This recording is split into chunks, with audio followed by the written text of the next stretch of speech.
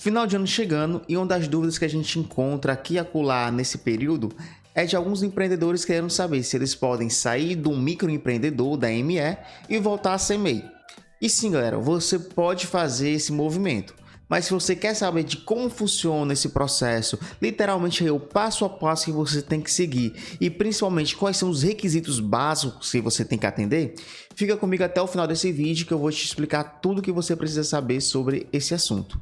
Mas antes, se você não me conhece, meu nome é Matheus Ximenes, eu sou contador na Level Up Contabilidade, uma empresa completamente digital que ajuda empreendedores aí por todo o território nacional a se formalizarem e o melhor, pagando o menor imposto possível e tudo dentro da lei. Então, se você está precisando ali de ajuda de um contador, está precisando de um contador para lhe auxiliar aí no seu dia a dia, eu vou deixar aqui nos contatos, na descrição desse vídeo, todos os meus contatos. Então vai lá, me dá um oi, me chama que vai ser um prazer enorme te ajudar, beleza? Então é isso, sem mais enrolação, bora lá pro vídeo.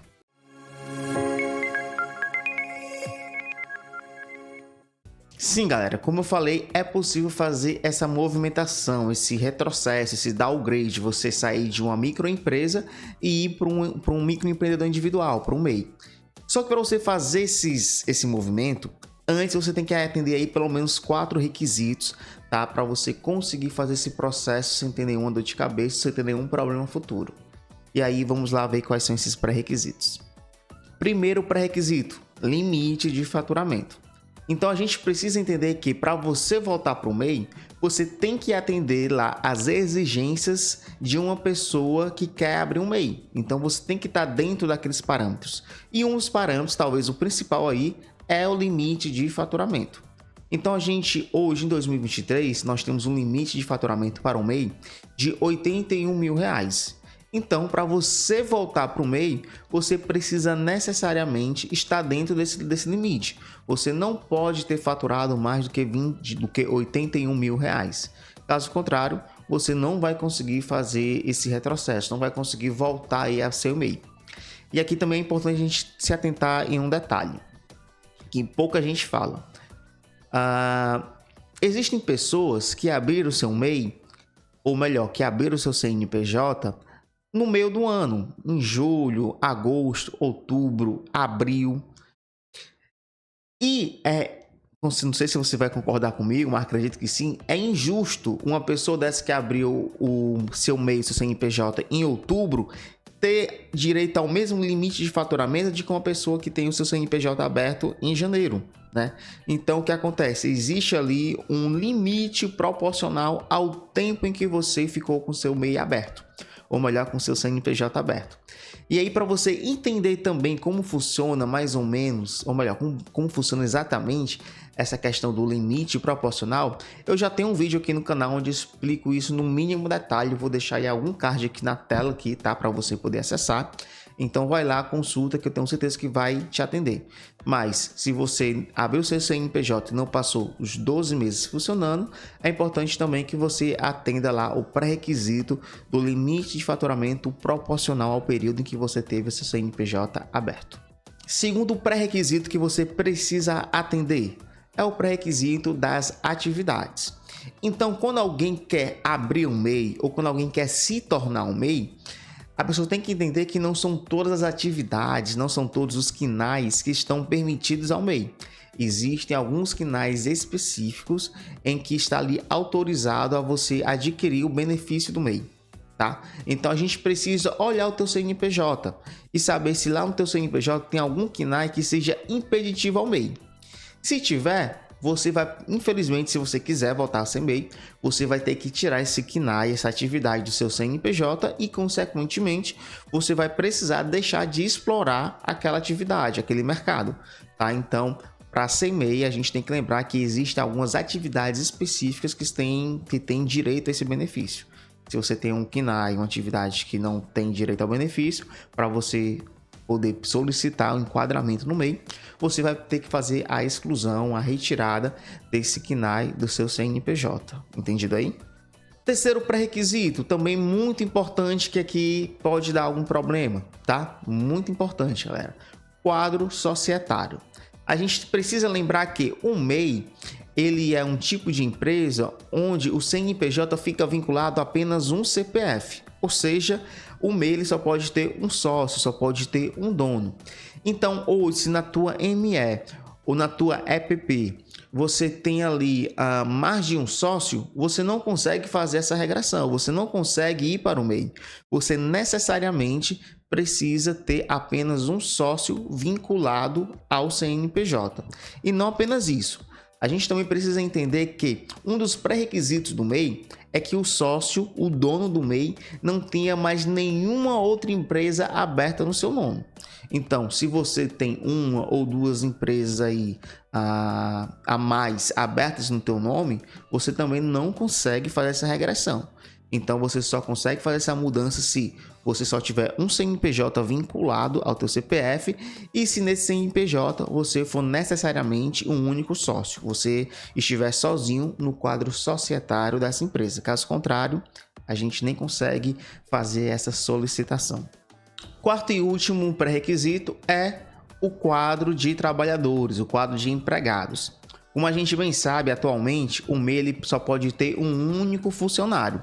Então, se você tem mais de um funcionário, você vai precisar demitir aí os funcionários que você tem em excesso para conseguir voltar a se enquadrar no MEI. E não é apenas você demitir seu funcionário, porque além da quantidade de funcionários, a gente tem um limitador no que diz respeito ao valor do salário. Atualmente, o MEI ele só pode ter um funcionário e esse único funcionário ganhando apenas um salário mínimo.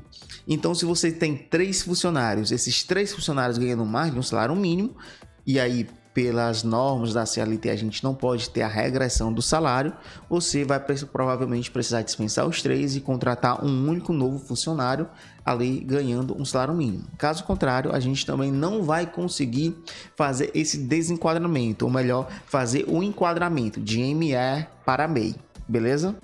Bom, tendo entendido esses 4 pré-requisitos, agora a gente precisa entender como funciona o processo, né? Qual é o passo a passo que precisa ser seguido para a gente fazer esse enquadramento. Bom, primeira coisa que a gente precisa entender, se você é uma ME, existe uma grande chance de você ter uma natureza jurídica de uma SLU, de uma sociedade empresária, e aí você com essa natureza jurídica, você não consegue se enquadrar no MEI. Então, o que a gente precisa antes? A gente precisa, antes de fazer a solicitação, fazer uma série de adequações nesse seu CNPJ. Então, primeiro, se tiver uma atividade lá que não seja permitida, já retira. Segundo, a gente precisa atualizar na Receita, na Junta Comercial, a natureza jurídica do teu CNPJ. Então, se é um SLU, se é uma sociedade limitada, a gente precisa mudar essa natureza jurídica, trazendo ela para o empresário individual. E aí sim, depois que você tem esse processo feito e aprovado, a gente faz a solicitação lá na Receita Federal para o enquadramento do MEI.